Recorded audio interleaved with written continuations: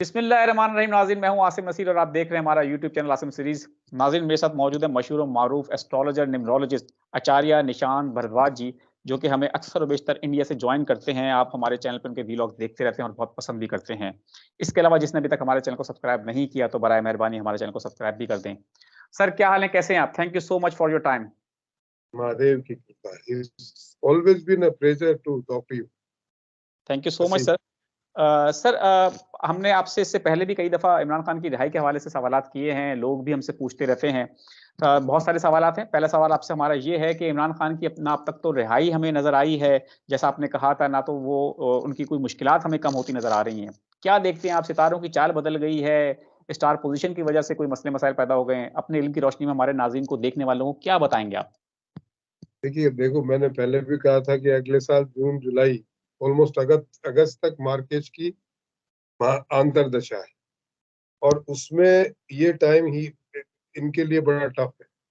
हाँ, बट अभी तक क्योंकि जो इनका प्लानेट, जो नेगेटिव प्लानेट है मार्केट है, जिसकी वजह से ये जेल में है, तो वो जो है बहुत वीकेंड चल रहा था।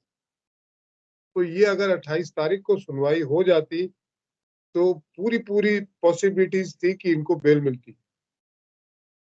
अब उन्होंने वो 28 तारीख के उस चीज को टाल दिया और आज अभी पौने घंटे पहले वो प्लानेट जो है, जो डेबिलिटेटेड मोड में था, अब वो अपने साइन में चला गया और पावरफुल हो गया और अगले 28 दिन तक वहीं रहेगा। तो जो पॉसिबिलिटीज अभी बाहर आने की थी, वो 28 दिनों के लिए और गड़बड़ हो गई। वैसे इनका टाइम तो अगले साल अगस्त तक खराब है। तो तो ठीक है। अब यही है खेल, सितारों का खेल। तो सर, इसके अलावा जो आपने बताया, बट अगले 28 दिन फिर मुश्किलात नज़र आ रही हैं, तो आप उनका लेकिन ओवरऑल सियासी मुस्तकबिल और पाकिस्तान में तहरीक-ए-इंसाफ का सियासी मुस्तकबिल, वो कैसा देख रहे हैं आप? देखो, बिना इमरान खान के या बिना तहरीके इंसाफ के और इलेक्शन कॉन्टेस्ट किए तो ये इलेक्शन का कोई मायना ही नहीं है। फिर आप अपने अपने घर में खुद ही सेलेक्ट कर लो खुद को। बोला जी, माँ माँ मैं फर्स्ट आया। बोला वाह बेटा वाह, कितने लोग थे? बोला मैं एक ही था। वो वाली बात है ना। अब शहबाज शरीफ के ऊपर से आपने केस वापस ले लिए, फिर आप इमरान खान को कॉन्टेस्ट नहीं करने दे रहे हो, तो ये कैसा इलेक्शन है भाई? फिर अगर पाकिस्तान की जनता अगर इतनी मूर्ख है, वो ये इतना भी ना समझे कि भाई ये जबरदस्ती ला के भाई वापिस से जो है माता का माल वापिस बांध दिया गया आपको, तो ये कैसा इलेक्शन है? और वो आके बड़ी जुमलेबाजी यहाँ पे करते हैं, जुमलेबाजी की मैं पाकिस्तान को अभी बिल्कुल ठीक कर दूंगा। अरे भाई, बिगाड़ा किसने पाकिस्तान को? परवेज मुशर्रफ जब तक आपके यहाँ पे वजीर आजम थे या आप प्रेसिडेंट थे, जी तब सर। तक तो आपके यहाँ कोई इकोनॉमी के इशू ही नहीं थे। हमारे से तो ज्यादा थी तुम आपकी इकोनॉमिक प्रोग्रेस हिंदुस्तान से। उसके बाद में ये साहब आए हैं, इन्होंने देश का बहुत मुल्क का बहुत भला करने के बड़े बड़े वायदे किए और इतना भला कर लिया कि आज तो पहले तो इनके हाथ में कटोरा था, अब मुल्क के हर आदमी के हाथ में कटोरा दे दिया।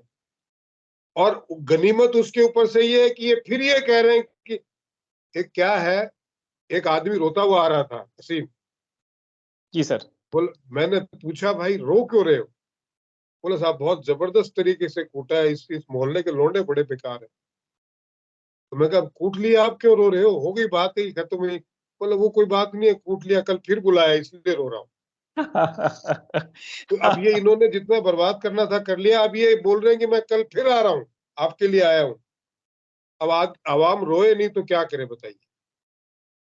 सर, आपने इस दुःख के माहौल में भी हमें हँसा दिया और हमारे देखने वालों के चेहरों पे मुस्कुराहट ले आए, इससे बढ़ के और क्या बात होगी?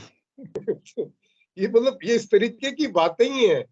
जिस आदमी ने, जिसके भाई ने मुल्क को पूरी तरीके से गर्त में डाल दिया और वो आके कहता है जी अब मैं मुल्क को वापस से उठाऊंगा, और लोग वहां पे जलसे होते हैं, लोग तालियां बजाते हैं और नवाज शरीफ जिंदाबाद के नारे लगाते हैं। कितने, वो कैसे लोग हैं भाई? वो किस लोग से आए हैं? वो कौन से प्लानिट से आए हैं? मुझे तो पाकिस्तान की आवाम का समझ में नहीं आता कि वो कहां से सीधे डायरेक्ट धरती पे कैसे आए हैं।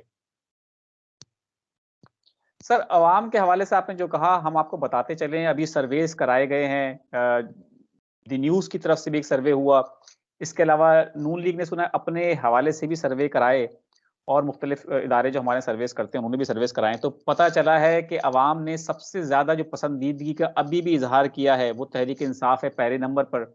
और हर हवाले से हर मुल्क के हर शहर में, हर ज़िले में तहरीक इंसाफ ने अपनी मकबूलियत बरकरार ना सिर्फ रखी है, बल्कि उसकी मकबूलियत में और शोहरत में इज़ाफ़ा हुआ है।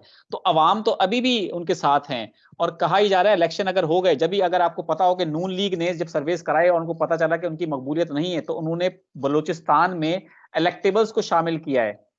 तो सर्वेस में अवाम तो सर तहरीक इंसाफ के साथ हैं, लेकिन आपको क्या लगता है इलेक्शन में रिजल्ट भी कुछ नज़र आएगा? नहीं, देखिए मैं आपको आसिम एक बात बहुत तरीके से बताता हूँ। नेक्स्ट ईयर न्यूमरोलॉजिकली वो शनि का साल, बिल्कुल ठीक है। 8 नंबर है। 2024 is total number is 8. 8 represent to Saturn. Saturn आवाम ही है। Saturn जो है Lord of justice and it represent again people, public intention, public emotions, everything which connect to public is represented by the Saturn. Saturn is in most powerful position according to the Vedic Jyotish next year, because he is in his own sign. जो अपनी मूल त्रिकोण राशि है उनकी, कुंभ उसमें बैठा है और डायरेक्ट है, तो बहुत पावरफुल पोजीशन में सैटर्न वैसे भी। अच्छा, और अगला तो साल ही सैटर्न का और इलेक्शन अगले साल है। इन्होंने कोई घपला घपाला किया, ये अभी राजी होने कि हमने इमरान खान को खत्म कर दिया है, अब हमारी कोई अपोजिशन है नहीं, अब उसको जेल में डाल दिया है, अब नवाज शरीफ को ऐसे ही बैठा देंगे दूल्हे की तरह, ये कितने भी राजी होंगे। अगर इन्होंने ऐसा किया तो आवाम सड़कों पे आएगी और वो देखेंगे कि आवाम की ताकत क्या होती है। और ये पाकिस्तान के हक में नहीं है लेकिन, और ये पाकिस्तान का जायजा कहता है कि ऐसे हालात वहां पैदा होने वाले। 2026 तक पाकिस्तान, 2026-27 तक पाकिस्तान का जायजा बिल्कुल सपोर्ट नहीं कर रहा पाकिस्तान, बिल्कुल ठीक और है। उस तरीके के हालात अभी जो पैदा हो गए।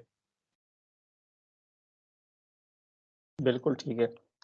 सर 2024 की आपने बात की, 2 जमा 2 और 4 ये 8 बनता है, और जो पाकिस्तान में इलेक्शन की डेट आई है वो भी 8 आई है, 8 फरवरी। तो इसके ऊपर आपकी नॉलेज और आपका इल्म क्या कहता है? वही तो मैंने कहा ना कि एक तो 8 का साल, 8 तारीख को इलेक्शंस, और फिर घपला पॉसिबल नहीं है, क्योंकि सैटर्न इतनी पावरफुल पोजीशन में है कि अगर इन्होंने कुछ फ्रॉडगिरी की जो अब तक करते आए हैं, अब इन्होंने अब की बार ऐसा किया तो it will be a big mistake, क्योंकि अब आवाम जिस तरीके से निकल के आएगी वो बेकाबू होगी।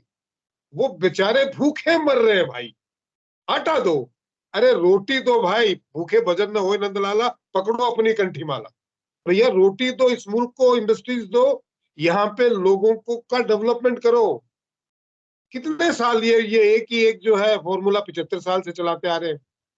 There is a limit. बिल्कुल ठीक है। बहुत-बहुत शुक्रिया सर, हमें वक़्त देने के लिए, थैंक यू सो मच।